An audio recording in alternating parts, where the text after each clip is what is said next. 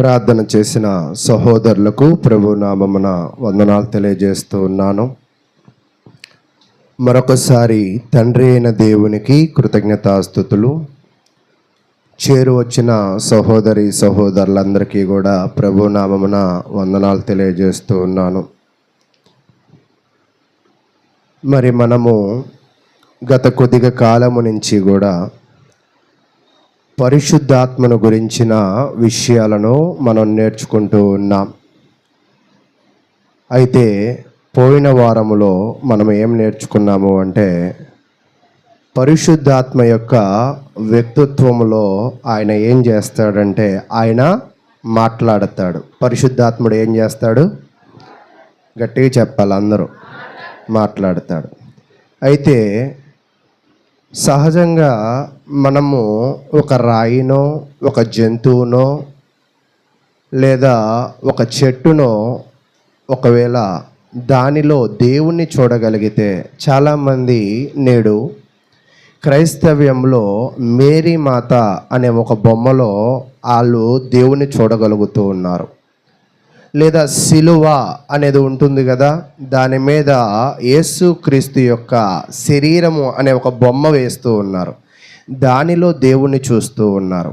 కానీ దేవుడు తను ఎప్పుడూ కూడా బొమ్మలలో నివసించేవాడు కాదు, వస్తువులలో నివసించేవాడు కాదు. దేవుడు తన వ్యక్తిత్వం ఏమిటి అంటే మాట్లాడతాడు. అయితే ఒక మేరీ మాత బొమ్మగా ఉన్న ఆమె గొప్ప, ఆమె కాదనడం లేదు, కానీ ఆమె దేవుడు కాదు. ఆమె మనతో ఇప్పుడు ఏమైనా మాట్లాడగలదా? ఆమె అప్పుడు మాట్లాడింది యేసుక్రీస్తును పుట్టిన కాలంలో. ఇప్పుడు దేవుడిలో ఉండే గొప్ప లక్షణం ఏమిటి అంటే, భూత వర్తమాన భవిష్యత్ కాలాలు అంటారు కదా, దేవుడు ఎప్పుడు కూడా మాట్లాడుతూ ఉంటాడు. పరిశుద్ధాత్ముడు కూడా ఆయన వ్యక్తిత్వం ఏమిటి అంటే మాట్లాడడము ప్రారంభించాడు. మాట్లాడతాడు ఆయన మాట్లాడుతూ ఉన్నప్పుడు మనం ఏం చూసామంటే, ఫస్ట్ పాయింట్, విశ్వాసములోంచి తొలగిపోతున్నారు అనేది ఆయన మాట్లాడుతున్నాడు. ఆయన ఏం మాట్లాడుతున్నాడంటే, చాలామంది విశ్వాసములో నుంచి ఏమైపోతున్నారంట? తొలగిపోతున్నారు. అంటే చాలామంది యేసుక్రీస్తును నమ్ముతూ ఉన్నారు, యేసుక్రీస్తులో జీవిస్తూ ఉన్నారు, కానీ కొద్దిగా కాలమైన తరువాత వాళ్ళ విశ్వాసం ఏమైపోతుందంటే బలహీనపరచబడుతుంది. వారి యొక్క భక్తి ఏమవుతుందంటే బలహీనపరచబడుతుంది. ఈరోజు మన జీవితాలు కూడా ఒకసారి పరిశీలన చేసుకోండి. నిజంగా మీ కుటుంబాలలో నేను ఒక విషయాన్ని చెప్పాను. ఏమిటి అంటే, పాత నిబంధనని రాయించింది ఎవరు? కొంతమందే చెప్తున్నారు. ఎవరండి? క్రొత్త నిబంధనని రాయించింది ఎవరు? ఎంతమంది రాశారు? ఎంతమంది? 40 మంది రాశారు. అయితే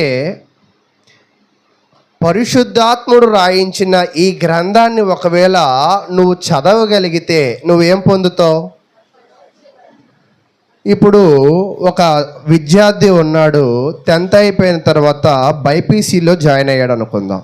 తాను ఏ జ్ఞానాన్ని పొందుతాడు? ఆ సైన్స్ నుంచి వచ్చే జ్ఞానాన్ని పొందుతాడు. ఒకవేళ ఎంఈసీలో జాయిన్ అయ్యాడు అనుకోండి, అక్కడ నుంచి వచ్చే జ్ఞానాన్ని పొందుతాడు. ఈరోజు దేవుడు రాయించిన ఈ గ్రంథాన్ని నీ కుటుంబంలో నువ్వు అనుదినము చదవడం ద్వారా, నీ కుటుంబంలో కీర్తనలు పాడడం ద్వారా పరిశుద్ధాత్ముడు నీలోనే కాదు, ఎక్కడ కూడా ఉంటాడు? మీ కుటుంబాలలో కూడా ఉంటాడు. అయితే ఇప్పుడు ఒక ప్రశ్న ఏంటంటే, నిజంగా నేను నా కుటుంబంలో బైబిల్ ధ్యానిస్తున్నాను, నేను నా కుటుంబంలో రోజు ఒక కీర్తన పాడుతున్నాను అనే వాళ్ళు ఉన్నారా? ఈరోజు మనము ఏవైతే చేయకూడదో అవన్నీ చేస్తూ ఉంటాం. ఫలితాలు మాత్రం ఎలా ఆశిస్తామంటే మంచి వాటిని ఆశిస్తూ ఉంటాం. ఈరోజు క్రీస్తునందు బాప్తిసము పొంది ఉన్నాము, కానీ క్రీస్తును అనుసరించడంలో మనం ఏమైపోతున్నామంటే విఫలమైపోతూ ఉన్నాం. మనము పరిశుద్ధాత్మ చేత నడిపింపబడాలి అని వాక్యం వింటూ ఉన్నాం, కానీ ఆ వాక్యాన్ని మన కుటుంబంలో ఏం చేయట్లేదంట, ధ్యానించట్లేదు. ఎప్పుడైతే ఒక వ్యక్తి తన కుటుంబములలో ప్రార్థనలు ఉండవో, ఎప్పుడైతే ఒక వ్యక్తి తన కుటుంబంలో కీర్తనలు ఉండవో, అతని విశ్వాసం ఏమైందంటే వెనక్కి వెళ్ళిపోయేది. మీకు ఇక్కడ ఎవరైనా నర్సులు ఉంటే నాలెడ్జ్ ఉంటుంది. ఐవి క్యాన్లు అని ఇక్కడ ఒక క్యాన్ ఇలా పెడతారు సిలైన్స్ ఎక్కించినప్పుడు. సిలైన్లో నీరంతా అయిపోగానే ఆ సిలైన్ అంతా అయిపోగానే అప్పుడు ఏమైందో తెలుసా, ఒంట్లో ఉన్న బ్లడ్ మళ్ళా రివర్స్ వెళ్ళిపోయింది.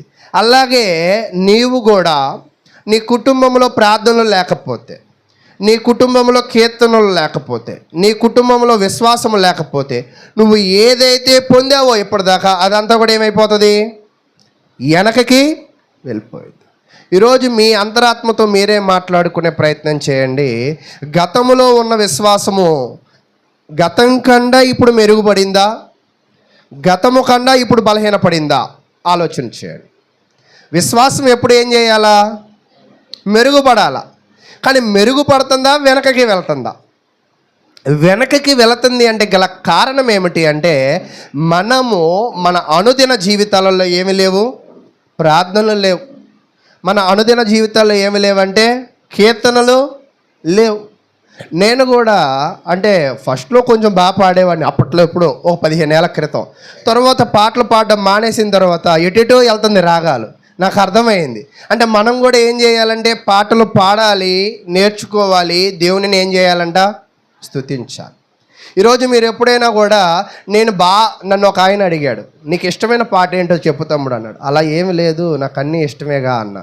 అలా కాదు, నిజంగా క్రైస్తవుడు అయితే కొన్ని పాటలు ఖచ్చితంగా నువ్వేం చేస్తావు, ఇష్టపడతావు. ఇష్టపడి వాటిని నువ్వు బాగా నేర్చుకుంటావు.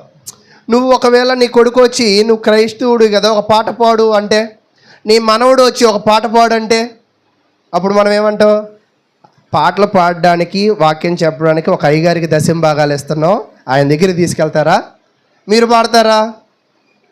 కాబట్టి ఈరోజు మనము నేర్చుకునేది ఎందుకు అంటే, పాయింట్ నెంబర్ 1 దేవునిని మహిమపరచడానికి, పాయింట్ నెంబర్ 2 మన కుటుంబాలకి వాటిని నేర్పించడానికి. అయితే రెండవది, నేర్చుకోవాలన్నా నేర్పించాలన్నా మనకి ఎవరో ఒకరు దానిని నేర్పించాలి, మార్గము చూపించాలి. ఈరోజు ఒకవేళ మా కుటుంబాన్ని పరిశీలన చేస్తే, మాకు ఈ యొక్క క్రైస్తవ్యం అనే బాట వేసింది మా తాతగారు వాళ్ళ అమ్మ, అంటే మా తాతమ్మ. అంతేనా? అంటే ఆమె ఎప్పుడైతే నమ్మిందో ఆమె బాటలో మేమందరము కూడా వచ్చాం. అలాగే ఈరోజు ఐతోపి నపంసకుడు అనే అతనికి ఆయన చదువుతున్న విషయాలు అర్థం కానప్పుడు ఆయనకి ఒక మంచి మార్గాన్ని చూపించింది ఎవరంటే ఫిలిప్పు. దానికి సహకరించింది, సహాయం చేసింది ఎవరంటే పరిశుద్ధాత్మ. అంటే ఒక వ్యక్తి బలహీన పడకుండా బలపరచడానికి కూడా పరిశుద్ధాత్మ దేవుడు ఏం చేస్తాడంట, సహాయము చేస్తాడు. రెండవది, కాబట్టి ఇలాగా పరిశుద్ధాత్మ దేవుడు మాట్లాడతాడు అనే విషయాలను గత వారం నేర్చుకున్నాం. దీంట్లో మీకు ఏమైనా సందేహాలు ఉన్నాయా? పరిశుద్ధాత్మ దేవుడు మాట్లాడతాడు అనే విషయంలో మీకు ఏమైనా సందేహాలు ఉన్నాయా? అయితే ఆశ్చర్యకరమైన విషయం ఏమిటంటే, పరిశుద్ధాత్మ దేవుడు మాట్లాడినప్పుడల్లా కూడా రిజల్ట్ ఎలా వచ్చిందంటే రక్షణ. వాళ్ళందరూ కూడా ఏం పొందారంట, ఐతోపి నపంసకుడు ఏం పొందాడు, తర్వాత ఇంకోళ్ళు ఎవరు, కొర్నేలు కూడా ఏం పొందాడు, రక్షణ పొందాడు. అంటే ఒకవేళ దేవుడే మనలో పని చేస్తే దాని ఫలితాలు మరొక రకంగా ఉంటూ ఉంటాయి. అయితే ఈరోజు మనం నేర్చుకునే పాయింట్ ఏమిటి అంటే, మనము నమ్ముకున్న దేవుడు ఏ వస్తువునో, ఏ చెట్టునో, ఏ బొమ్మనో ఆశ్రయించిన వాడు కాదు.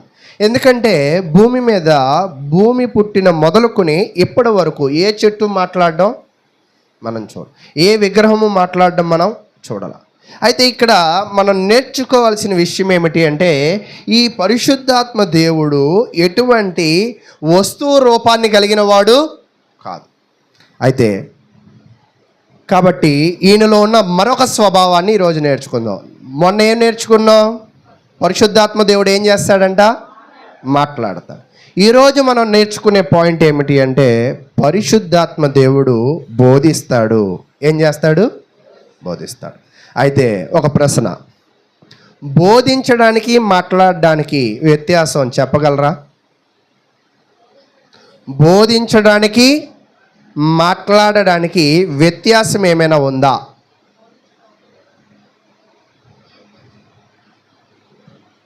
చెప్పట్లా.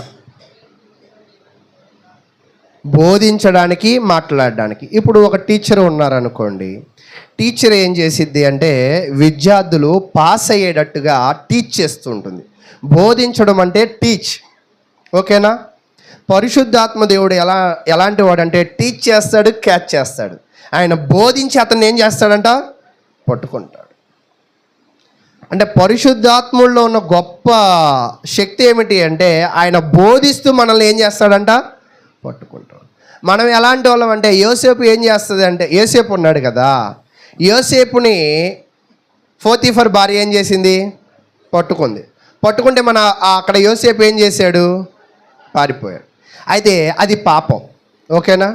కానీ ఆశ్చర్యమైన విషయం ఏమిటంటే ఈరోజు క్రైస్తవులను పరిశుద్ధాత్మ దేవుడు ఏం చేస్తున్నాడంట? పట్టుకుంటున్నాడు. కానీ మనం కూడా యోసేపులాగే పారిపోతున్నాం. ఆయనేమో నీతి కోసం పారిపోయాడు, మనం దేనికోసం పారిపోతున్నాం? మన లోకం కోసం పారిపోతున్నాం. అయితే లోకం కోసం పారిపోయిన వ్యక్తులు ఎవరో చెప్పండి బైబిల్లో? తప్పిపోయిన కుమారుడు. ఇంకా చెప్పిన వాళ్ళు చెప్పబాకండి, వేరే వాళ్ళకి ఛాన్స్ ఇవ్వండి. ఇంకా చెప్తూ ఉంటే మీ ఆలోచన నిద్ర రానికుండా చేసిద్ది. ఏసేవా? ఏసేపు. ఓకే. ఇంకా ఇస్కరియోతు యోధ. క్వశ్చన్ ఏమి అడిగా నేను? లోకంలో పారిపోయిన వాళ్ళు ఎవరో అని అడిగా. ఓకే. ఇస్కరియోతు యోధ కూడా పారిపోయాడా? ఓకే. తర్వాత ఇంకా తేమ. ఎవరండి? తెలుసా తేమ? వీళ్ళు చెప్తున్న పేర్లు మీకు తెలుసా? యోసేపు తెలుసా మీకు? తర్వాత ఇంకో పేరు ఏంటండి? ఇస్కరియోతు యోధ తెలుసా? తర్వాత ఇంకో పేరు దేమ తెలుసా? కొంచెం కష్టం. దేమ ఎవరంటే మన పౌలు గారితో పనిచేసిన ఒక వ్యక్తి. అతను ఫస్ట్ భక్తిగా ఉన్నాడు, తర్వాత విశ్వాసం నుంచి వైదొలిగి లోకంలోకి వెళ్ళిపోయాడు. తర్వాత ఇంకా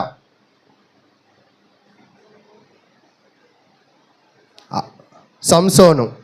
ఇంకా సంసోను కూడా ఎటువైపు పారిపోయాడు? లోకం వైపు పారిపోవడం అంటే ఎవరి కోసం పారిపోయాడు? స్త్రీ కోసం. ఓకే. ఇంకా మీ జ్ఞానానికి పరీక్ష. మీరు చెప్పట్లా, బహుమతులు ఇస్తేనే చెప్తారా? సొలొమోను రాజు కూడా పారిపోయారు. ఓకే, చాలా సంతోషం, చాలా పేర్లు చెప్తున్నారు. అయితే ప్రియ సహోదరులారా, చాలామంది కూడా విశ్వాసములో ఉండి వెనకకి వెళ్ళిపోయారు. మనకి నదులను కానీ కాలువలను కానీ మనం పరిశీలన చేస్తే ఎండాకాలం నీళ్ళు ఏమైపోతాయి తెలుసా? బాగా తగ్గిపోతూ ఉంటాయి. నిజమేనా? ఈరోజు మన విశ్వాసం కూడా ఏమైపోతుంది అంటే ఎండాకాలం నదుల్లాగా అయిపోయింది. మనలో ఉన్న విశ్వాసము తగ్గిపోతుంది, మనలో ఉన్న భక్తి తగ్గిపోతుంది. దానికి గల కారణం ఏమిటి అంటే నువ్వు పరిశుద్ధాత్మ యొక్క బోధలో నువ్వు ఉండడం లేదు. అయితే చూద్దాం, పరిశుద్ధాత్ముడు ఆయన బోధిస్తాడు అని అన్నారు కదా. బోధించడం అంటే టీచ్, అంటే వాళ్ళకి నేర్పిస్తాడు. ఇది ఎవరికి ఇచ్చిన వాగ్దానం? చూద్దాం. యోహాను సువార్త 14వ అధ్యాయం. యోహాను సువార్త 14వ అధ్యాయము 26వ వచనాన్ని నేను చదువుతూ ఉన్నాను. ఆదరణకర్త అనగా తండ్రి నా నామమున పంపబోవు పరిశుద్ధాత్మ లేక ఉత్తరవాది సమస్తమును మీకు బోధించి నేను మీతో చెప్పిన సంగతులన్నిటినీ మీకు జ్ఞాపకము చేయను. ఇప్పటిదాకా వాళ్ళు ఎవరిని చూశారు అంటే యేసుక్రీస్తు అనే ఒక బోధకుడిని చూశారు. ఎవరు? శిష్యులందరూ, యూదులందరూ, గలిలయ యోదయ దేశాలు, సమరయ దేశాలు అందరూ కూడా ఎవరిని చూశారంటే యేసుక్రీస్తును మాత్రమే, ఆయన బోధలు మాత్రమే చూశారు. కానీ యేసుక్రీస్తు తరువాత యేసుక్రీస్తు వలె బోధించే ఇంకొక వ్యక్తి వచ్చారు. ఆయనే ఎవరంటే పరిశుద్ధాత్మ దేవుడు. ఈయన వచ్చి ఏం చేస్తాడు అంటే అక్కడ మనకు చెప్తూ ఉన్నాడు, సమస్తమును మీకు బోధించి. అంటే ఇంకా ఆయన ఏది కూడా దాచి ఉంచడు. అంటే మోషే బోధించాడు, ప్రవక్తలు బోధించారు, యేసుక్రీస్తు బోధించాడు. కానీ వీళ్ళ బోధ పరిపూర్ణం ఇంకా కాల. అంటే మనకి పరిపూర్ణ విషయాలను, సమస్త విషయాలను, పూర్తి విషయాలను బోధించడానికి ఎవరు వచ్చారంటే ఇంకెవరు వచ్చారంట? పరిశుద్ధాత్మ దేవుడు. ఇంకా మరలా బోధ నేను ఇంకా తెలియని విషయాలు చెప్తాను అనడానికి ఎవరు ఇంకా రారు. చివరగా వచ్చింది బోధించడానికి ఎవరంట? పరిశుద్ధాత్మ దేవుడు. కాబట్టి ప్రియ సహోదరులారా, ఈ పరిశుద్ధాత్మ దేవుడు మనకేం చేస్తాడంటే మీకు బోధించి, మీకు అంటే అక్కడ ఎవరి గురించి చెప్తున్నాడంట? శిష్యుల గురించి. శిష్యులు ఎంతమంది? తెలిసిన క్వశ్చన్ కూడా స్లోగా చెప్తున్నారు. ఎంతమంది? 12 మంది. ఈ 12 మందికి ఈ పరిశుద్ధాత్మ బోధిస్తుంది. అయితే ఇక్కడ బాగా లోతైన విషయం ఏంటంటే 12 మందికి మాత్రమే కాదు, కానీ ఎవరైతే క్రీస్తును అనుసరిస్తారో, ఎవరైతే క్రీస్తును వెంబడిస్తారో, ఎవరైతే క్రీస్తు ఆజ్ఞలను గైకొనతారో వాళ్ళు కూడా ఏమవుతారు? క్రీస్తు యొక్క శిష్యులే అవుతారు కదా. వాళ్ళు కూడా ఏమవుతారు? క్రైస్తవులే అవుతారు కదా. కాబట్టి పరిశుద్ధాత్మ దేవుడు ఎటువంటి వాడు అంటే క్రీస్తును అనుసరించే వారికి, క్రీస్తును వెంబడించే వారికి, క్రీస్తు ఆజ్ఞలను గైకొనే వారికి ఆయన ఏం చేస్తాడంటే బోధిస్తూ ఉంటాడు. ఒకవేళ పరిశుద్ధాత్మ దేవుడు రంగంలోకి దిగితే, లేదా నీ జీవితంలోకి దిగితే ఆయన నిన్ను ఖచ్చితంగా ఎక్కడికి వెళ్ళనీయడంట? వైదొలగనీయడు. ఏదేనంట? నిన్ను అవిశ్వాసంలోకి వెళ్ళనీయడు, నిన్ను పాపంలోకి వెళ్ళనీయడు. అంటే మన జీవితంలో మనము పరిశుద్ధాత్మను పొందుకోవడానికి, ఆయనతో మాట్లాడడానికి, ఆయన బోధన వినడానికి మనం ఎలా ఉండాలంట? సిద్ధముగా ఉండాలి. ఒకవేళ నీ జీవితంలో పరిశుద్ధాత్ముడు దేవుని యొక్క రాకడ, నీ మనసులో ఆయన ప్రవేశం ఉంటే నిన్ను ఎవరు కూడా ఏమీ చేయలేరు. అసత్యంలోకి నిన్ను ఎవరు కూడా లాగలేరు. అయితే ఆయన టీచ్ చేస్తూ తర్వాత ఏం చేస్తున్నాడంటే సంగతులన్నిటినీ మీకు జ్ఞాపకం, అంటే రిమైండ్. అంటే ఈయన ఏం రిమైండ్ చేస్తాడంట? యేసుక్రీస్తు బోధలను రిమైండ్ చేస్తూ ఉంటారు. పాత నిబంధన లేఖనాలను ఈయన ఏం చేస్తాడంటే రిమైండ్ చేస్తూ ఉంటాడు. అంటే పరిశుద్ధాత్మ దేవుడు ఎటువంటి వాడంటే ఆయన బోధిస్తాడు, ఆయన జ్ఞాపకము కూడా చేస్తూ ఉంటాడు. మీరు ఎప్పుడైనా కూడా మీకు ఒక చిన్న ప్రశ్న అడుగుతాను. మీరు చాలా అవసరంలో ఉన్నారు, ఒక రకంగా ఒక ధనం మీకు కంటి ముందు కనపడుతుంది, అది చేస్తే దొంగతనం అవుతుంది, అది చేస్తే దొంగతనం అవుతుంది, అది తీయాలా వద్దా అనే మీ మనసు ఎప్పుడైనా ఊగిసలాడిందా? పరిశుద్ధాత్మ దేవుణ్ణి ఒకవేళ కలిగి ఉంటే మనం ఏమవుతామంటే అది తీయకూడదు అని పరిశుద్ధాత్మడు మనకేం చేస్తారంటే బాగా హెచ్చరిస్తాడు. ఇదైతే మీరు ఆన్సర్ బాగా చెప్పగలిగారు. క్వశ్చన్ మరొక రకంగా అడుగుతా. ఇప్పుడు టీవీలు ఒకవేళ ఫోన్లు మనం చూస్తూ ఉంటే ఎప్పుడైనా పరిశుద్ధాత్మ నిన్ను ఎప్పుడైనా ఇది నువ్వు చూడకూడదు, ఇది నీకు సంబంధించింది కాదు అని ఎప్పుడైనా నిన్ను మందలించిందా? అంటే నువ్వు అర్థం చేసుకోవాల్సిన విషయం ఏంటంటే నువ్వు నీ విశ్వాసంలో ఆల్రెడీ వైదొలిగిపోతున్నావు, నీ విశ్వాసం అంతా కూడా వెనక్కి వెళ్ళిపోతూ ఉంది. అంటే నువ్వంతా కూడా ఏమైపోతున్నావంట? బలహీన పడుతూ ఉన్నావు. కాబట్టి ప్రియ సహోదరులారా, ఒకవేళ పరిశుద్ధాత్మ దేవుడే నీలో ఉంటే ఆయన నిన్నేం చేస్తాడంటే తప్పు మార్గములో నీకు కనబడినప్పుడు ఆయన నీ మనసును ఏం చేస్తాడంటే హెచ్చరిస్తూ ఉంటాడు. ఓ ఇది మాట్లాడకూడదు, ఇది చేయకూడదు, ఇలాగా పని ఉండకూడదు అని నీ మనసును ఎప్పుడు కూడా ఎవరు మానిటర్ చేస్తారంటే ఆయన మానిటర్ చేస్తూ ఉంటాడు. అయితే పరిశుద్ధాత్మ దేవుడు ఏం బోధిస్తాడు? అక్కడ 3 పాయింట్లు రాశాను, మీకు కనపడుతున్నాయా? ఏమేంటో చదవండి. దైవ సంబంధమైన విషయాలు, పర సంబంధమైన విషయాలు, సత్య సంబంధమైన విషయాలు. అంటే ఈరోజు ఒక దేవుని చేత నడిపింపబడిన సువార్తికుడే కావచ్చు, దైవ సంబంధమైన వ్యక్తే కావచ్చు, వాళ్ళ మధ్య ఎలాంటి మాటలు ఉండాలి, ఎలాంటి విషయాలు ఉండాలి, ఎలాంటి బోధ ఉండాలి అంటే దైవ సంబంధమైనవి. రెండోది పరలోక సంబంధమైనవి. మూడోది సత్య సంబంధమైనవి. కాబట్టి ఈ పరిశుద్ధాత్మ దేవుడు ఈ మూడిటిని మనకు ఆయన ఏం చేయగలడంటే బోధించగలడు. చూద్దాం 16వ వచనం. నేను తండ్రిని వేడుకొందును, మీ యొద్ద ఎల్లప్పుడూ ఉండుటకై ఆయన వేరొక ఆదరణకర్తను లేక ఉత్తరవాదిని అనగా సత్యస్వరూపియగు ఆత్మ మీకు అనుగ్రహించను. అంటే అనుగ్రహించను అంటే ఇదిగో నీకు ఇస్తున్నా తీసుకోపో అంటే అర్థం ఏంటి? ఇంక అది ఎవరిది అంటే పరిశుద్ధాత్మ వాస్తవానికి ఇంకెవరు వాళ్ళు? మనవాడు లేదా మనం ఆయన వారం. ఆయన మనవాడు, మనం ఆయన వారం. ఈ పదం చూస్తుంటే మీకు ఏమైనా గుర్తొస్తుందా? కీర్తనలు 100వ కీర్తన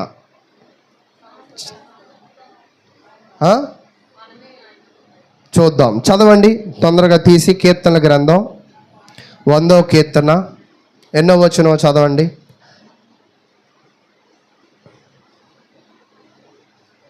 కీర్తనల గ్రంథము 100వ కీర్తన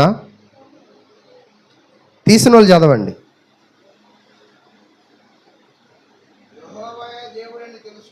యెహోవాయే దేవుడని తెలుసుకొనుడి, ఆయనే మనలను పుట్టించెను. మనము ఎవరి వారం అంట? ఆయన వారం. పాత నిబంధనలో ఏమన్నాడంటే దేవుని నమ్ముకున్న జనులందరూ, దేవుని ఆజ్ఞలను అనుసరించిన జనులందరూ కూడా ఎవరి వాళ్ళంట? దేవుని వారు. తర్వాత మనము ఆయన ప్రజలము, ఆయన మేపు గొర్రెలము. తర్వాత వాస్తవానికి బైబిల్ ఎప్పుడు కూడా ఏం చెప్తుంది అంటే ఆయన బోధలు వినినప్పుడు, ఆయన బోధలను అనుసరించినప్పుడు మనము ఆటోమేటిక్గా ఎవరికి చెందిన వారం అవుతామంటే దేవునికి చెందిన వారం అవుతాం. అయితే ఇప్పుడు మీకు ఒక పెద్ద ప్రశ్న రావాలి. మీరు మీ ఇళ్లలో బైబిల్ చదవట్లేదు కదా, నా ముందు వచ్చి ఏదో తీయమన్నాను కాబట్టి కష్టంగా తీస్తున్నారు కదా, ఇప్పుడు మనం ఆయన వారమేనా?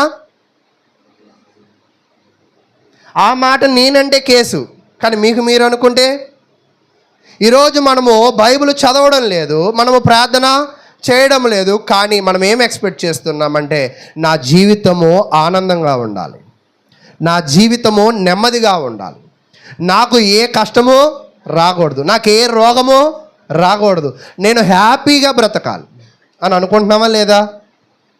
కానీ మనం ఆయన వారము కాదు కదా.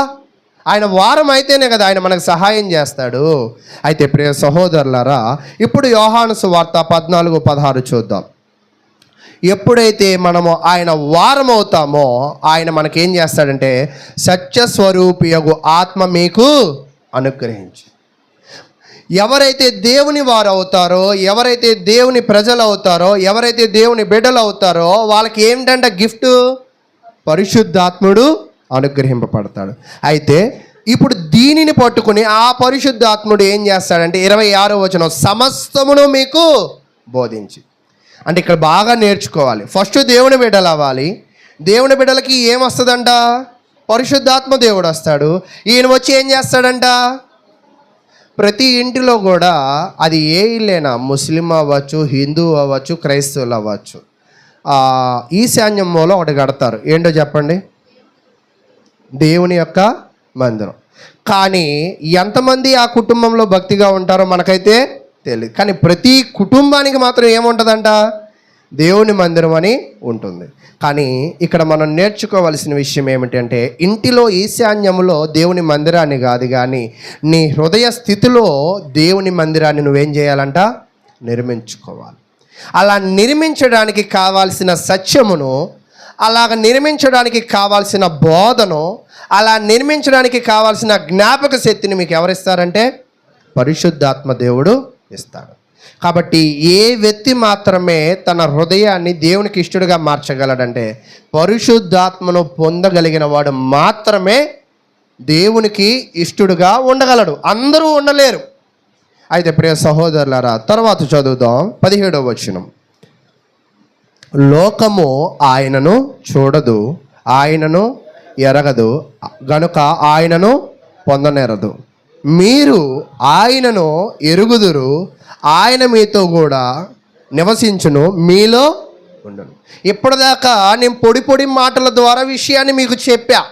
కానీ 17వ వచనంలో ఏం చెప్తుంది అంటే, ఎవరైతే దేవునిని తెలుసుకుంటారో, ఎవరైతే దేవుని కుమారులు అవుతారో, ఎవరైతే పరిశుద్ధాత్మను పొందుతారో, ఎవరైతే పరిశుద్ధాత్మ చేత బోధింపబడి తన ప్రవర్తనను వాక్యానుసారంగా మలుచుకుంటారో వాళ్ళందరూ కూడా ఆయనను ఎరుగుదురు, ఆయనతో నివసిస్తారు, ఆయన మీలోనే ఉండను.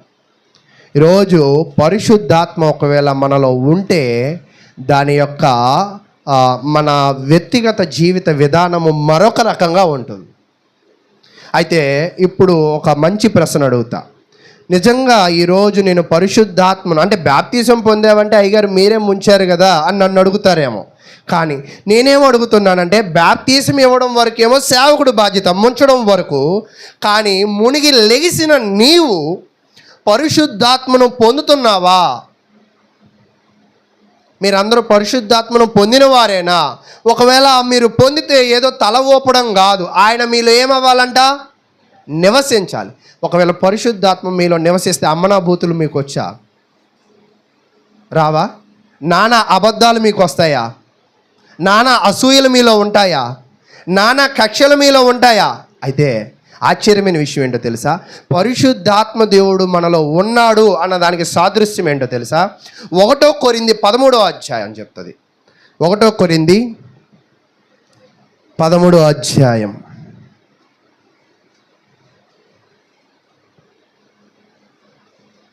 చదువుతున్నారా? 1 కొరింథీ 13వ అధ్యాయం చదవండి.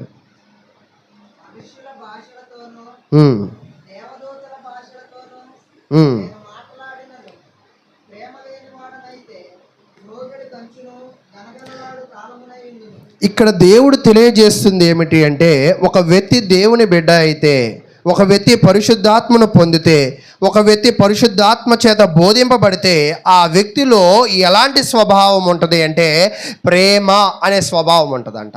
ఒకవేళ ప్రేమ అనే స్వభావము నీలో లేకపోతే నీలో ఏ స్వభావం ఉండాలా? మీలో ఏ స్వభావం ఉండాలా? దేవుని బిడ్డల్లో ఏ స్వభావం ఉండాలా? ప్రేమ అనే స్వభావం. ఈ ప్రేమ అనే స్వభావంతో 2 పనులు చేయాలి. 1, నీ దేవునిని ప్రేమించాలి. రెండోది ఎవరిని ప్రేమించాలా? నీ పొరుగు వారిని. ఎవరినండి? పొరుగు వారిని ప్రేమించాలి. అయితే ఒకవేళ ఆ ప్రేమ అనే స్వభావము నీలో లేకపోతే అప్పుడు చెప్తున్నాడు, ప్రవచించు కృపావరము కలిగి మర్మముల అన్నియు జ్ఞానమంతయు ఎరిగిన వాడైనను. ఈరోజు ఒకవేళ ప్రేమ లేకుండా వాక్యము ప్రకటించినా, ప్రేమ లేకుండా వాక్యము వినినా, ప్రేమ లేకుండా దేవునికి కానుకలు ఇచ్చినా, ప్రేమ లేకుండా దేవుని మందిరంలో ఉన్నా, అక్కడ కొండలను పెకలించు పరిపూర్ణ విశ్వాసము గలవాడైనను. నీకు దేవుని మీద చాలా విశ్వాసం ఉండొచ్చు. విశ్వాసం కోసం నీ జుట్టు ఇవ్వచ్చు, విశ్వాసం కోసం నీ ఇల్లు ఇవ్వచ్చు, విశ్వాసం కోసం మరేదైనా నువ్వు చేయొచ్చు. అయితే ప్రేమ లేకపోతే ఏంటంటే అందరూ చెప్పాలి. ఈరోజు నువ్వు గొప్ప వాక్యములు చెప్పినా, గొప్ప వాక్యములు విన్నా, గొప్ప ధారాళమైన కానుకలు ఇవ్వగలిగిన నీలో ప్రేమ అనే స్వభావము ఒకవేళ లేకపోతే నువ్వేంటంట? వ్యర్థుడివే. వ్యర్థము అనే పదం గురించి నేను మీకు ఆల్రెడీ ఒకసారి చెప్పా. వ్యర్థము అనే పదం, వ్యర్థము అనే పదానికి అర్థం ఏంటి?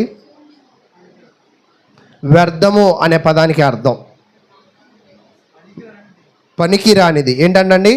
అంటే ఇప్పుడు ప్రేమ లేకుండా నీ విశ్వాసం ఏమి రాదంట, ప్రేమ లేకుండా నీ భక్తి ఏమవుదంట, ప్రేమ లేకుండా నీ కానుకలు ఏమవుదంట, పనిచేయవు. కాబట్టి ప్రియ సహోదరులారా, ఈరోజు ఒక వ్యక్తి పరిశుద్ధాత్మను చేత బోధింపబడగలిగిన వాడైతే, పరిశుద్ధాత్మను చేత నడిపింపగలిగిన వాడైతే అతనిలో ఏముండాలంట? ప్రేమ అనేది ఉండాలి. అయితే కింద 3వ వచనం మరింత వివరణ ఇస్తున్నాడు చూడండి. 1 కొరింథీ 13:3 బీదల కొరకు నా ఆస్తి అంతయు ఇచ్చినను, కాల్చబడుటకు నా శరీరము అప్పగించినను, ప్రేమ లేని వాడనైతే నాకు ప్రయోజనం ఏమీయూ లేదు. ఈరోజు ఒకే సంఘంలో ఉండి తిట్టుకునే క్రైస్తవులు లేరా? ఒకే సంఘానికి వచ్చి కుటుంబాలు గొడవలు లేని కుటుంబాలు లేవా? ఒకే సంఘంలో భార్యాభర్తలు కుడి ఎడమగా ఉన్నవాళ్ళు లేరా? అంటే మనలో ఏమి కొరత ఉన్నది అంటే ప్రేమ కొరత ఉంది. అప్పుడు మీకు ఒక ప్రశ్న రావాలి, అంటే వాళ్ళు తిడితే మనం తిట్టించుకోవాలా? వాళ్ళు కొడితే మనం కొట్టించుకోవాలా? వాళ్ళు మనల్ని అసహించినా కూడా మనం తిరిగి ప్రేమించాలా?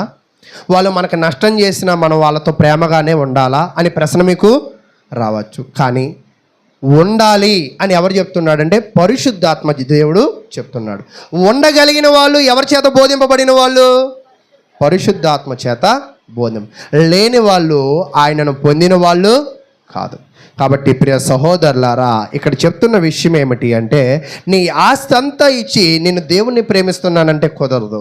కాల్చడానికి నీ శరీరాన్ని ఇచ్చి దేవుని మీద ప్రేమ ఉన్నది అంటే కుదరదు. అంటే నీ శరీరం పోయినా, నీ ఆస్తి పోయినా, నీ విశ్వాసం ఎంత బలమైనదేనా, వీటన్నిటికీ ఒక రూపం రావాలంటే నీలో ఏముండాల్సిందే? ప్రేమ ఉండాల్సి. ఈరోజు తల్లిదండ్రులను ప్రేమించిన పిల్లలు ఉన్నారు, నిజమా కాదా? అత్తామామని ప్రేమించిన కోడళ్ళు ఉన్నారు, పెద్దవాళ్ళని ప్రేమించని సంతానాలు ఉన్నాయి. మళ్ళీ ఎవరో అని ఎత్తుక్కోకండి, కళ్ళు మూసుకుని ఒకసారి మీ మనసు మీద ఆలోచించేయండి. నా తల్లిని ఎంత ప్రేమిస్తున్నా, నా అన్నదమ్ములను ఎంత ప్రేమిస్తున్నా, నా అక్క చెల్లెల్ని ఎంత ప్రేమిస్తున్నా, నా అత్తమామల్ని ఎంత ప్రేమిస్తున్నా, నా తోటి వారిని నేను ఎంత ప్రేమిస్తున్నా అని ఒకవేళ ఆలోచించండి.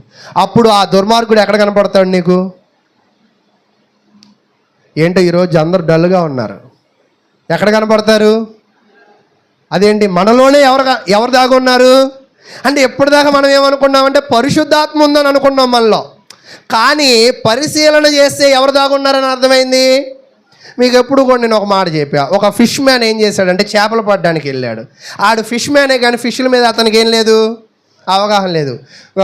కొరమేను అనుకుని ఏం పట్టాడని చెప్పా, గుర్తుంది అయితే మీకు? కొరమేను అనుకుని ఏం పట్టాడంట అంటే, కొరమేను పొడుగ్గా ఉంటుంది, పాము పొడుగ్గానే ఉంటుంది, అది స్పీడ్గా ఉంటుంది, ఇది స్పీడ్గా ఉంటుంది. ఈడేం చేశాడంటే పామును కొరమేను అనుకుని దాన్ని వండుకుని తిన్నాడు. ఇప్పుడు ఏమయ్యి ఉంటాడు?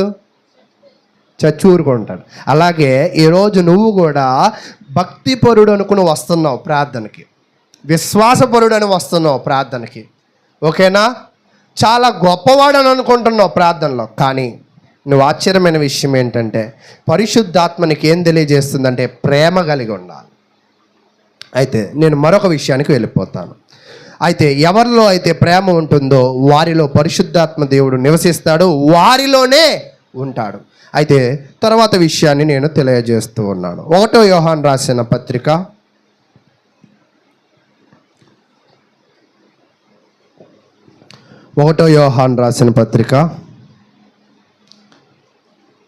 2వ అధ్యాయము 1 యోహాను రాసిన పత్రిక 2వ అధ్యాయము 24వ వచనం నుంచి నేను మీతో మాట్లాడుతూ ఉన్నాను. అయితే మీరు మొదటి నుండి దేనిని వింటిరో, మీరు సత్యమును వింటే సత్య సంబంధులు అవుతారు, క్రైస్తవ బోధలు వింటే క్రైస్తవులుగా మార్చబడతారు. ఈరోజు మనము క్రైస్తవులుగా మార్చబడలేకపోతున్నామంటే, పరిశుద్ధాత్మను నివాసం చేయడానికి నీ హృదయం సిద్ధంగా లేదు అంటే నీలో ఫస్ట్ లోపం ఏంటో తెలుసా? నువ్వు సరిగా వినట్లా. ఏం చేయట్లా? సరిగా వినట్లా. ఇక్కడ ఏం చెప్తున్నారంటే, అయితే మీరు మొదట నుండి దేనిని వింటిరో అది మీలో నిలువనీయుడి. అయితే మీరు వింటున్నారు, సరిగా వినని వాళ్ళు ఉన్నారు, సరిగా వినేవారు కూడా ఉన్నారు. సరిగా వినని వారిలో ఎలాగో అది ఉండదు. కానీ సరిగా వినేవారికి ఏం చెప్తున్నాడంటే, మీరు వినిన దాన్ని మీ హృదయంలో ఉంచండి కాసేపు. ఏం చేయండి అంట? ఒక్కోసారి వినిన దానిని ఉంచండి అని అంటూ ఉంటాడు.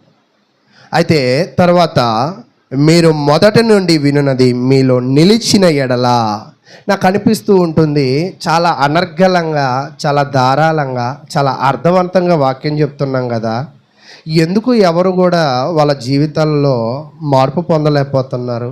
ఎందుకు వాళ్ళకి మొన్న ఒక సహోదరులు చెప్తూ ఉన్నారు, అసలు వాక్యం చెప్తే మీకు ఎలా నవ్వు వస్తుందండి అంటున్నారు. కిషోర్ గారు వాక్యం చెప్తూ ఆయన చెప్తున్నాడు, వాక్యం చెప్తే మీకు ఎలా నవ్వు వస్తుంది అని అంటున్నాడు. నిజంగా ఈరోజు మనం ఏదైతే వాక్యం వింటూ ఉన్నామో, నిజంగా అది హృదయంతో నువ్వు వింటే నీకు రావాల్సింది ఏంటంటే ఆందోళన. ఏం రావాలంట? ఆందోళన. అయ్యో నేను ఇలా లేనే, నేను ఇలా బ్రతకడం లేదే, నా జీవితానికి దేవుడు కోరుకున్న జీవితానికి ఏముందంట, వ్యత్యాసము ఉందే అనే ఆందోళన రావాలి. కానీ మీరు ఒకవేళ సత్యమును వింటే, మీరు దేవుని బోధను వింటే, మీరు ఎవరి బోధ వినట్లేదు ఇక్కడ? మీరు ఎంతవరకు వింటున్నారో ఒక టెస్టింగ్ క్వశ్చన్. మీరు ఎవరి బోధ వింటున్నారు? ఏ బోధ వినట్లేదో చెప్పండి. ఏ బోధ? దెయ్యాల బోధ వినట్లా. మీరు నిజంగానే దేవుని బోధ వింటే ఆ దేవుని బోధను ఏం చేయాలంటే కాసేపు ఉంచుకోవాలి. సరే, మీరు ఎప్పుడైనా ఇంటికి వెళ్ళి ఈరోజు ఈ వాక్యం చెప్పాడు అని ఎప్పుడైనా పరిశీలన చేశారా? చాలామంది పాపం కొంతకాలం రాసుకున్నారు, కొంతకాలం మరి పెండింగ్ అయిపోయిందో, పుస్తకాల్లో పేజీలు అయిపోయాయో నాకు తెలియదు, రాయడం ఆగిపోయింది. సరే, రాయడం ఆగిపోయింది, ఇళ్ళకెళ్ళైనా కూడా నేను ఈరోజు ఈ వాక్యం విన్నాను అని నెమరు వేసుకునే వాళ్ళు ఉన్నారా? నెమరు వేసుకునేవాళ్ళు. కానీ నిజమైన క్రైస్తవులు ఏం చేస్తారంటే, వాళ్ళు ఏది వింటారో దానిని ఏం చేస్తారంట, వాళ్ళ హృదయంలో నిలిచి ఉంటుంది. మీరు కూడా కుమారుని యందును తండ్రి యందును నిలుతురు. ఎవరిలో దేవుని వాక్యము నిలవబడిద్దో, ఎవరిలో దేవుని వాక్యానుసారమైన ప్రవర్తన ఉండిద్దో, వాళ్ళు ఎవరి యందు ఉన్నవాళ్ళంట, తండ్రి యందు కుమారుని యందు ఉన్నవాళ్ళు. ఈరోజు ఎవరైతే వినడం లేదో, ఎవరైతే నిలుపుకోవడం లేదో, ఎవరైతే జీవించడం లేదో, మీరు తండ్రి వారు కాదు, మనం క్రైస్తవులము కాదు. కాబట్టి 25వ వచనము, ఒకవేళ వింటే నీకేం అర్థమవుతుంది అంటే, నిత్య జీవము అనుగ్రహించునన్నదియే ఆయన తానే మనకు చేసిన వాగ్దానము. అయితే ఎవరికైతే వాక్యం వింటారో వాళ్ళకి అర్థమవుతుంది, దేవుడు నాకేం చేశాడంట, వాగ్దానాలు చేశాడు. ఈరోజు చాలామందికి ఒక ప్రశ్న రావాలి. ప్రతి సంవత్సరం 31వ తారీఖు, ఎన్నో తారీఖు అండి? 31వ తారీఖు ప్రతి చర్చిలో కూడా వాగ్దానాలు ఇస్తారు, మన చర్చిలో ఎందుకు ఇవ్వరు అనే ఒక ప్రశ్న ఎప్పుడైనా వచ్చిందా? నిజంగా వచ్చిన వాళ్ళు చేతులు ఎత్తండి. ఎవరికి రాలేదా? వాగ్దానాలు ఎందుకు మనం ప్రింట్ చేసి ఇవ్వమో మీకు ఎప్పుడు డౌట్ రాలేదా? నిజంగా రాలేదా? వచ్చింది, ఎత్తితే ఏమంటాడు మళ్ళీ ఈ గోల. కానీ దేవుడు ఏం చెప్తున్నాడంటే, దేవుని గ్రంథంలో ఉన్న వాక్యం అంతా కూడా మనకి వాగ్దానమే. ఎవరి యందు నిలవబడినప్పుడు, తండ్రిదే వాక్యము బాగా విన్నప్పుడు, ఆ వాక్యము నీ హృదయంలో నిలవబడినప్పుడు, ఆ వాక్యానుసారముగా నీ శరీరము రియాక్ట్ అయినప్పుడు. ఒక్కోసారి అనారోగ్యంతో ఉన్న వ్యక్తిని వైద్యుడి దగ్గరికి తీసుకెళ్ళామనుకోండి, ఒక ఇంజెక్షన్ ఇచ్చాడు, ఆ సింటమ్స్ వాంతులు తగ్గల అంటే ఈ మందు పని చేసిందనా పని చేయలేదనా? పని చేయలేదు. ఒకవేళ మరొక వైద్యుడి దగ్గరికి వెళ్ళారు, మందు ఇవ్వగానే వెంటనే బాడీ ఏమైందంట, రియాక్ట్ అయ్యింది, వాంతులు ఆగిపోయాయి, ఇప్పుడు పనిచేసింది. ఈరోజు నువ్వు వింటున్న వాక్యము పనిచేస్తుందా లేదా? నీ హృదయంలో ఉన్న దాచిన వాక్యం పనిచేస్తుందా లేదా? అయితే ఒకవేళ అది పని చేయడం లేదు అంటే, అది రెస్పాండ్ అవ్వట్లేదు అంటే, కొన్ని రోజుల్లో నీ విశ్వాసం వైదొలిగిపోతావు. కాబట్టి నేనేం చెప్పాలనుకుంటున్నానంటే, నువ్వు వింటున్న వాక్యము నీ హృదయంలో ఏం చేయాలంట, పని జరగాలి. పని జరగకపోతే ఉపయోగం ఏమీ లేదు. ఈరోజు చాలామంది వింటూ ఉన్నాం కానీ మన హృదయాల్లో అదేమవ్వట్లా, పని చేయట్లా. అది పని చేయడం లేదు కాబట్టే మనం ఇంకా కూడా దేవుని వాగ్దానాలను గుర్తిరగలేకపోతున్నాం. అయితే చెప్తూ ఉన్నాడు 26వ వచనం, మిమ్మల్ని మోసపరచు వారికి వారిని బట్టి ఈ సంగతులు మీకు రాసి ఉన్నాను.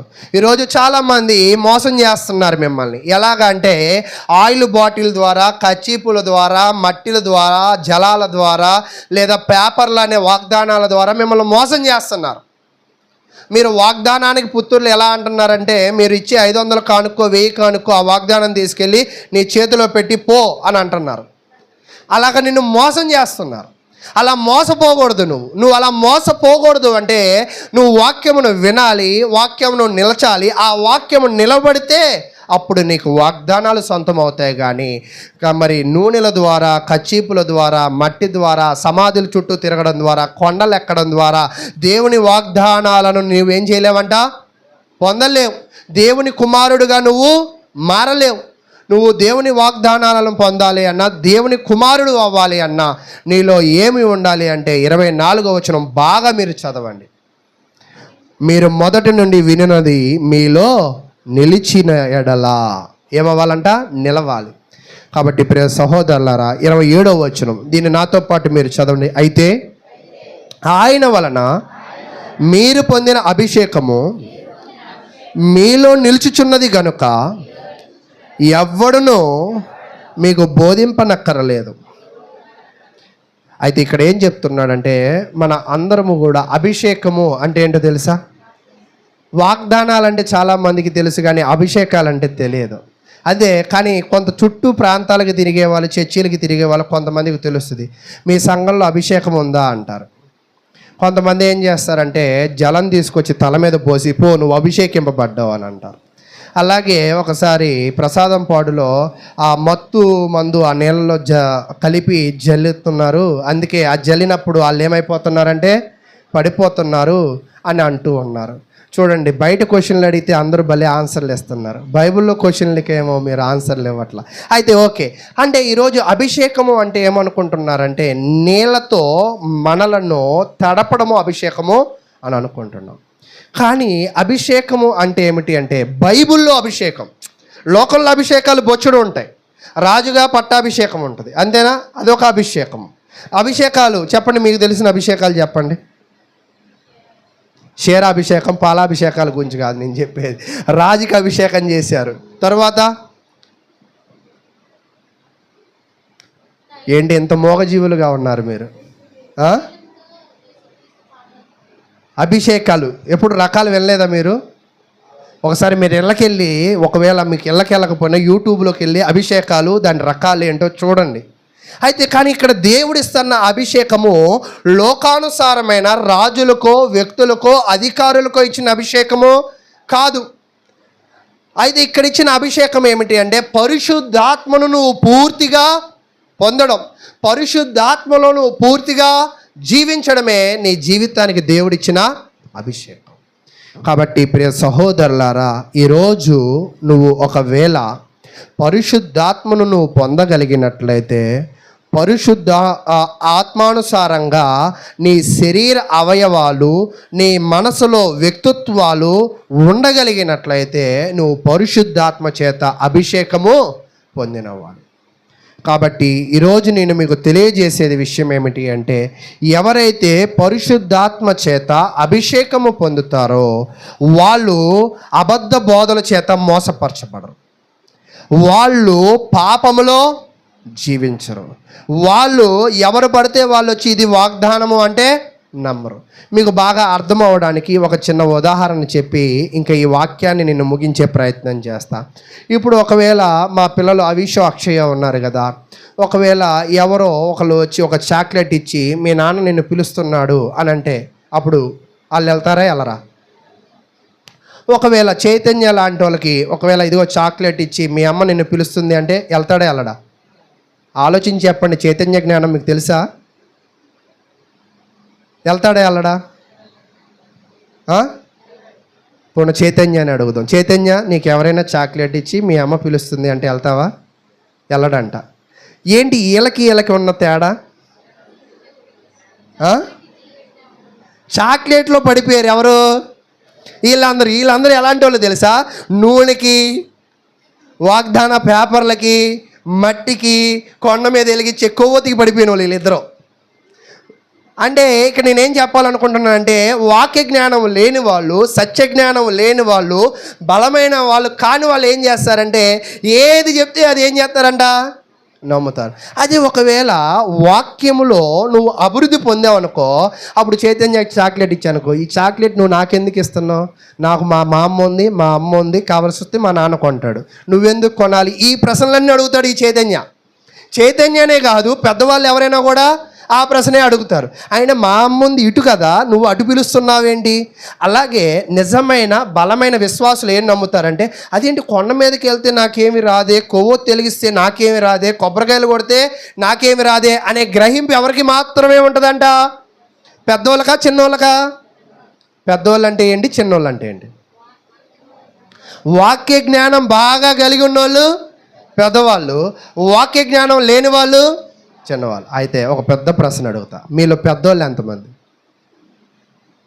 నిజంగా వాక్య జ్ఞానం నాలో ఉంది, నన్ను ఎవ్వరూ మోసం చేయలేరు, ఎందుకంటే వాక్యం నాకు తెలుసుగా, సత్యం నేను ఎప్పటి నుంచో వింటున్నానుగా, సత్యం నా హృదయంలో ఏముందంట, స్థిరంగా ఉంది, నాకు బాగా తెలుసు, నువ్వు నన్నేమి మోసం చేయలేవు. అలా అనుకున్న వాళ్ళు ఉన్నారా? ఈరోజు చాలామంది కూడా మోసపోవడానికి గల కారణం ఏంటంటే, నువ్వు సరిగా వినడం లేదు, సరిగా అనుసరించడం లేదు. అయితే ప్రియ సహోదరులారా చూడండి, 1 పేతురు రాసిన పత్రిక ఒక అమూల్యమైన విషయాన్ని తెలియజేస్తుంది. 1 పేతురు రాసిన పత్రిక 1వ అధ్యాయము 12వ వచనాన్ని నేను తెలియజేస్తూ ఉన్నాను. 1 పేతురు రాసిన పత్రిక 1వ అధ్యాయము 12వ వచనం. పరలోకము నుండి పంపబడిన, ఎవరొచ్చారు పరలోకం నుండి అంటే, అప్పుడు చెప్తున్నాడు పరిశుద్ధాత్మ వలన. అంటే పరిశుద్ధాత్ముడు ఎక్కడి నుంచి వచ్చాడు? ఒకవేళ పరలోకము నుండి. తర్వాత పరిశుద్ధాత్మ వలన మీకు సువార్త ప్రకటించిన, అంటే పరలోకం నుంచి ఒక ఆయన వచ్చాడు, ఆయన పేరు ఏంటంటే పరిశుద్ధాత్మ దేవుడు. ఆయన ఏం ప్రకటించాడంట? సువార్తను ప్రకటించాడు. ఎవరి గురించిన సువార్తను ప్రకటించాడు? ఆయనకు ముందుగా బోధించిన బోధకుడు, ఆయనకు ముందుగా పనిచేసిన క్రీస్తు ప్రభు వారి గురించి ప్రకటించి, వారి ద్వారా మీకు ఇప్పుడు తెలియబడిన ఈ సంగతుల విషయము తమ కొరకు కాదు కానీ మీ కొరకే తాము పరిచర్య చేసిరన్న సంగతి వారికి బయలుపరచబడిను. అంటే ఇక్కడ బాగా తెలుసుకోవాల్సిన విషయం ఏంటంటే, మనం మోసపోకూడదని మన కొరకు యేసుక్రీస్తు వచ్చాడు. మనం మోసపోకూడదని మన కొరకు ఎవరు వచ్చారంట? పరిశుద్ధాత్మ దేవుడు వచ్చారు. వీళ్ళు ఎక్కడి నుంచి వచ్చారు? పరలోకం. ఆయన అంత దూరం నుంచి మన కొరకు వస్తే, మన కుటుంబాల నుంచి మన సంఘానికి రావడానికి మనం చాలా ఇబ్బంది పడుతూ ఉంటాం. నిజాన్ని తెలుసుకోవడానికి, నిజాన్ని చెప్పడానికి మనకు ఎవరున్నారంటే యేసుక్రీస్తు ఉన్నాడు, పరిశుద్ధాత్మ దేవుడు ఉన్నాడు. అయితే వాళ్ళు ఎవరి కొరకు పనిచేశారంటే మన కొరకు పనిచేశారు. అయితే ఇది ఎలాంటి కార్యం అంటే, దేవదూతలు ఈ కార్యములను తొంగి చూడ గోరుచున్నారు. అంటే ఏ ప్రాంతంలో అయితే సువార్త ప్రకటించబడుతుందో ఆ ప్రాంతంలో ఎవరి చూపులు ఉంటాయి ఇప్పుడు చెప్పండి? దేవదూతలు. అంటే ఇప్పుడు మీరు అర్థం చేసుకోవాల్సిన విషయం ఏంటంటే, మీ ముఖాల్ని నేను చూడగలను శారీరకంగా, కానీ మీ మనసులను నేను చూడగలనా? చాలామంది కనిపిస్తుంది, ఏంటి బోరు, తొందరగా వదిలితే ఎక్కడికి వెళ్ళాలి కదా. అలాంటివి ఉంటాయి, ఉండవని నేను అనను, ఉంటాయా ఉండవా? ఇవి చెప్పరు, ఉంటాయి, ఇది నిజం. అయితే కానీ మన హృదయాలను, మన హృదయంలో ఆ సత్యమును ఎవరు బాగా చూస్తారంట? దేవదూతలు బాగా చూస్తారు. అయితే మీకు ఇక్కడ బాగా లోతైన విషయం చెప్తా. యేసుక్రీస్తు ప్రభు వారు కొండ మీద ఉంటారు కదా, కొండ మీద ఉన్నప్పుడు ఆయన దగ్గరికి ఎవరు వచ్చారు చెప్పండి? సాతాను. ఎవరండి? గట్టి చెప్పండి, ఇప్పుడు నేను ఆన్సర్ చెప్పాక. ఎవరు వచ్చారు? సాతాను వచ్చి ఆయన ఏం చేశాడంటే, యేసుక్రీస్తు ప్రభు వారిని ఏం చేయమన్నాడు? దేవకమన్నాడు. దూకితే ఆన్సర్ కూడా ఎవరిచ్చారు? మరలా సాతానుడే ఇచ్చాడు. ఏమని ఇచ్చాడు చెప్పండి? నువ్వు పైనుంచి దూకితే నిన్ను ఎవరు పట్టుకుంటారంట? దేవదూతలు పట్టుకుంటారు. ఇక్కడ మీరు నేర్చుకోవాల్సిన లోతైన విషయం ఏంటంటే, ఎవరైతే సువార్తను విని హృదయాన్ని బాగు చేసుకుంటారో వాళ్ళు ఏమవుతారు? దేవుని కుమారులు అవుతారు. ప్రతి దేవుని కుమారులకి కాపుదలగా దేవుడు ఎవరిని ఇచ్చాడంట? అంటే ఇప్పుడు దేవదూతలు యేసుక్రీస్తుకేనా, మనకు కూడానా? మనకు కూడా అంటే మనం దేవుని కుమారులం అవ్వాలి, సత్యంలో ఉండాలి, సత్యానుసారమైన జ్ఞానం మనలో ఉండాలి. అలా ఉన్నప్పుడు నీకు రక్షణగా ఎవరు వస్తారంట భూమి మీద? దేవదూతలు ఉంటారు. కాబట్టి దేవదూతలు వాళ్ళు ఎందుకు తొంగి చూస్తూ ఉంటారంటే, ఒకవేళ వీళ్ళు విన్నారనుకోండి, వీళ్ళ హృదయంలో దేవుని వాక్యం ఉందనుకోండి, వీళ్ళ ఇప్పుడు ఎవరు కుమారులు అవుతారు? కాబట్టి వీళ్ళని ప్రొటెక్ట్ చేయాల్సిన బాధ్యత ఎవరిది? దేవదూత. అందుకే ఎక్కడ సువార్త కూడికలలో కూడా ఎవరు బాగా పార్టిసిపేట్ చేస్తారంట? దేవుని దూతలతో పాటు ఇంకెవరు చేస్తారంటే, మత్తయి సువార్తలో 18వ అధ్యాయంలో ఏం చెప్తారంటే, ఎచ్చట నా నామమున 2-3 ఉంటారో అక్కడ నేను కూడా ఉంటాను అని ఎవరు చెప్పారు? ప్రభువారు చెప్పారు. అంటే సువార్త కూడికలలో దేవదూతలే కాదు, అక్కడ ఎవరు కూడా ఉంటారు? దేవుడు కూడా ఉంటాడు. దేవుడులో ఎంతమంది ఉన్నారు? 3. ఎవరెవరు? తండ్రి, కుమారుడు. ఇప్పుడు ఇంకెవరు యాడ్ అయ్యారు సువార్త కూడికలో? అంటే ఈ ప్రార్థనా స్థలంలో ఇప్పుడు ఎంతమంది ఉన్నారంటే, కుర్చీలు 38, 7 37 మంది వచ్చారు. ఇప్పుడు ఎంతమంది ఉన్నారంటారు మీరు? ఎంతమంది? 41 మంది ఉన్నారు. నమ్ముతున్నారా? అలా నమ్మితే నీకు నిద్ర రాదు పో. నువ్వు నమ్మట్లేదంటే నీకేమవుతుంది? నిద్ర వస్తుంది.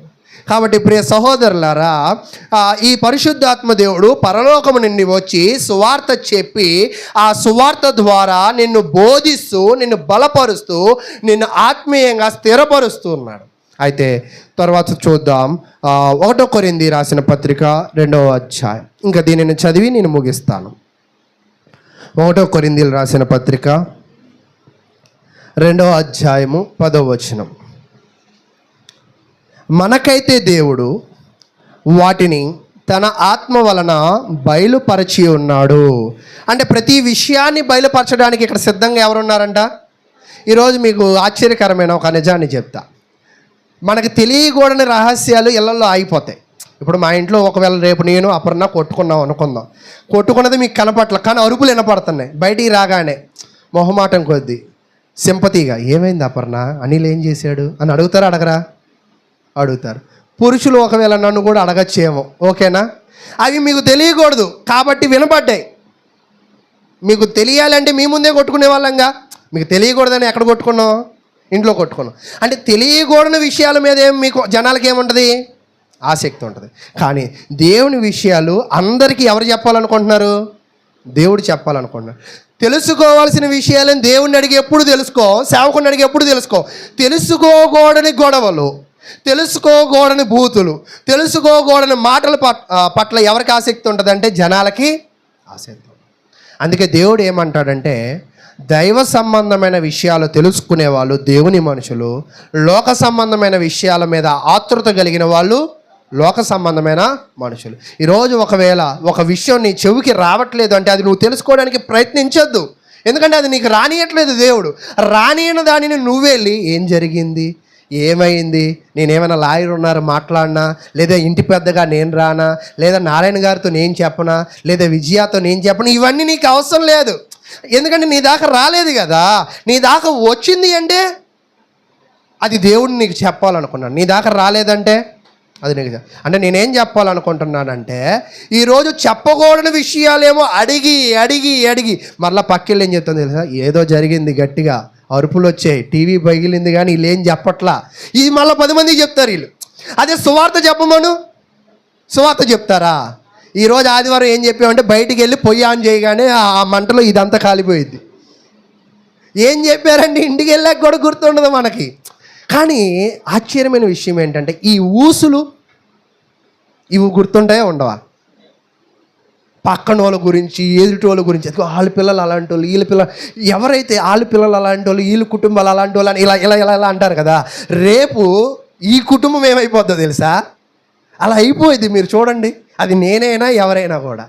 అంటే నేనేం చెప్పాలనుకుంటున్నానంటే, మనము దేని పట్ల ఆసక్తి ఉండాలంట?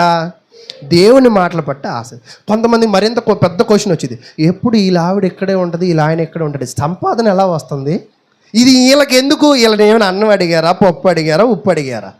ఈ అడ్డమైన డౌట్లన్నీ ఎవరికి వస్తాయండి? ఈ మానవులకు వస్తాయి. కాబట్టి క్రైస్తవులు ఎలాగ ఉండాలంటే ఈ డౌట్లకి దూరంగా ఉండాలి. ఏ డౌట్లకి దగ్గరగా ఉండాలా? నిజంగా చూడండి, వీళ్ళ ఆరాలు ఎవరికి చెప్పరు. వీళ్ళ ఇంట్లో బంగారం ఎంత ఉంది ఎవరికి చెప్పరు. వీళ్ళ ఇంట్లో డబ్బులు ఎంత ఉన్నాయి ఎవరికి చెప్పరు. అసలు వీళ్ళు కూడా ఉద్యోగాలకు వెళ్ళకుండా కుటుంబాన్ని ఎలా నడిపిస్తారో ఎవరికి చెప్పరు. కానీ వీళ్ళ ఆసక్తి అంతా కూడా పక్కింటి వాళ్ళ మీద, ఎదిరింటి వాళ్ళ మీద. అంతేనా కాదా? కాబట్టి నేనేం చెప్తున్నానంటే, మనుషులు అప్పుడు బాగా వివరంగా చెప్తున్నాడు. 2వ అధ్యాయం 11 నాతో పాటు చదవండి. ఒకని మనిషి సంగతులు అతనిలోనున్న మనిషి ఆత్మకే గాని మనుషులలో మరి ఎవనికి తెలియను? అలాగే దేవుని సంగతులు దేవుని ఆత్మకే కానీ మరి ఎవనికి తెలియవు. నువ్వు మనుషుల విషయాలు తెలుసుకోవాలంటే నువ్వు మానవుడు అవుతావు. దేవుని విషయాలు తెలుసుకోవాలంటే దేవుని యొక్క కుమారుడు అవుతావు. నువ్వు ఎవరి గురించి నేర్చుకోవాలనుకుంటున్నావు ఆశపడు. చెప్తా అని పిలిచి మరీ చెప్తే కూడా ఎవరు రారు. కానీ ఆ విషయాలు వెళ్ళి మరీ కనుక్కుంటాం. కాబట్టి నేనేం చెప్తున్నానంటే, కనుక్కోకండి, ఆరాలు తీబాకండి, సమాధి చేయండి. వీటిని వాళ్ళ విషయాలు సమాధి చేయండి. మీ విశ్వాసాన్ని సమాధి వీడండి, బయటికి రండి. కాబట్టి అక్కడ చెప్తున్నాడు చక్కగా 12వ వచనం నేను చదువుతున్నాను. దేవుని వలన మనము దయ చేయబడిన వాటిని తెలుసుకొనుటకై, దేవుడు మనకి ఏదైతే చెప్పాలనుకుంటున్నాడో, ఏదైతే దయ చేయాలనుకుంటున్నాడో వాటినే నువ్వు తెలుసుకో. మరి ఏవి నీకు అవసరంలా, నీకు తెలియాలంటే దేవుడే చెప్తాడు. అంతేనా? ఫిలిప్పు ఐతోపి నపుంసకుడికి చెప్పాడు కదా, చెప్పాడా లేదా అంటే దేవుడు దయచేశాడు. కొర్నేలుకి పేతురు చెప్పాడు కదా, అది ఎవరు దయచేశాడు? దేవుడే దయచేశాడు. అంటే దేవుడు ఎలాంటి విషయాలను దయచేస్తాడంటే, నువ్వు రక్షింపబడడానికి, నువ్వు మేలు పొందడానికి, నువ్వు లాభము పొందడానికి, నువ్వు దేవుని కుమారుడు అవ్వడానికి ఆయన నీకు విషయాలు తెలియజేస్తాడు. కానీ మనం ఏం విషయాలు నేర్చుకుంటాం తెలుసా? మనం నాశనం అయిపోవడానికి, మన మనసు కుళ్ళిపోవడానికి, మనం మానసికంగా ఆందోళన పడడానికి అలాంటి విషయాలు నేర్చుకుంటూ ఉంటాం. అయితే ప్రియ సహోదరులారా, అక్కడ చెప్తూ ఉన్నాడు 13వ వచనం, మనుష్య జ్ఞానము నేర్పు మాటలతో కాక ఆత్మ సంబంధమైన సంగతులతో సరిచూచుచు ఆత్మ నేర్పు మాటలతో. మనకి ఎవరి దగ్గర నేర్చుకోవాలంట? మనం ఆత్మ నేర్పు మాటలు. వీటిని గూర్చి మేము బోధించుచున్నాం. ఆత్మ బోధిస్తుంది, ఆత్మను కలిగిన వాడు కూడా ఏం చేస్తాడంట? బోధిస్తాడు. కాబట్టి ఈ రెండింటిని మనం ఏం చేయాలంటే చాలా శ్రద్ధగా ఉండాలి. ఈరోజు ఒకవేళ నేను మీకు ఒక ఉదాహరణ చెప్తా. రేపు మాపో కందివలసి వెంకటలక్ష్మి గారి ఇంటికి వెళ్ళామనుకుందాం. ఆ ఒక్కదాయే ఉంటుంది, వాక్యం చెప్తున్నా. ఇప్పుడు ఎంతమంది అంటున్నారు? ఏంటో గట్టి చెప్పట్లా. గొడవ పడమంటేనే మాట్లాడతారు గట్టిగా. మామూలుగా కూడా గట్టి చెప్పండి. 5గురా? ఎవరెవరు చెప్పండి? కందివలసి వెంకటలక్ష్మి గారు, ఆమె జిగ్జాక్ మిషను కాదా? ఎవరు? తండ్రి, కుమారుడు, పరిశుద్ధాత్మ దేవుడు, దేవదూతలు. ఎంతమంది అయ్యారు? అంటే దైవ సంబంధంగా కూర్చునే ప్రతి కుటుంబంలో కూడా ఎవరుంటారు?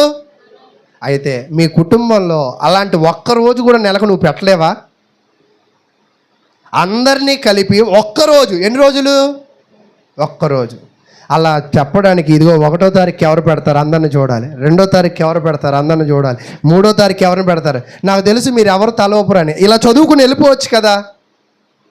కానీ ఈరోజు నేను చెప్తున్నాను, మీ కుటుంబాలలో ఒక దైవ సేవకుడు వచ్చి బోధిస్తున్నాడంటే పరిశుద్ధాత్ముడు మీకు ఏదో దయచేయాలనుకుంటున్నాడు. ఏం చేయాలనుకుంటున్నాడంట? దయచేయాలని. కానీ ఆయన దయచేయాలనుకున్న విషయాలు మీరు ఏం చేసుకుంటున్నారంట? దూరం చేసుకుంటున్నారు. అది కాబట్టి అది గ్రహించండి. అలా గ్రహించగలిగినట్లయితే దేవుడు మిమ్మల్ని, మీ కుటుంబాలను దీవిస్తాడు. అయితే ఇంకా వాక్యాన్ని ముగిస్తున్నాను. చూడండి, ఈరోజు అంశం, ఈరోజు పరిశుద్ధాత్మ దేవుడు ఏమని మాట్లాడాను? అందరూ చెప్పండి. బోధిస్తున్నాడు. బోధించేటప్పుడు మనకు సర్వసత్యాన్ని బోధించేది ఎవరు? సమస్తమును బోధించేది ఎవరు? దేవుని కుమారుడిగా చేసేది ఎవరు? పరిశుద్ధాత్మ దేవుడే అని మనం నేర్చుకుని ఉన్నాం. అదే విధముగా మనకి రహస్యాలను తెలియజేసేది ఎవరు? పరిశుద్ధాత్మ దేవుడే. కాబట్టి పరిశుద్ధాత్మ దేవుడు ఎటువంటి వాడు అంటే, ఆయన మాట్లాడగలవాడు, ఆయన బోధించగలిగిన వాడు. మాట్లాడడానికి బోధించడానికి గల తేడా ఏంటంటే, బోధించినప్పుడు ఖచ్చితంగా మార్చడానికి ఆయన ఏం చేస్తాడంటే ప్రయత్నిస్తాడు. కాబట్టి పరిశుద్ధాత్మ దేవుడు ఆయన నిన్ను మార్చడానికి ఆయన చాలా ప్రయాసపడుతున్నాడు. మారాలని మనసు ఉంటే ఖచ్చితంగా నువ్వు మారాలని కోరుకుంటూ ఈ వాక్యాన్ని నేను ముగిస్తూ ఉన్నాను.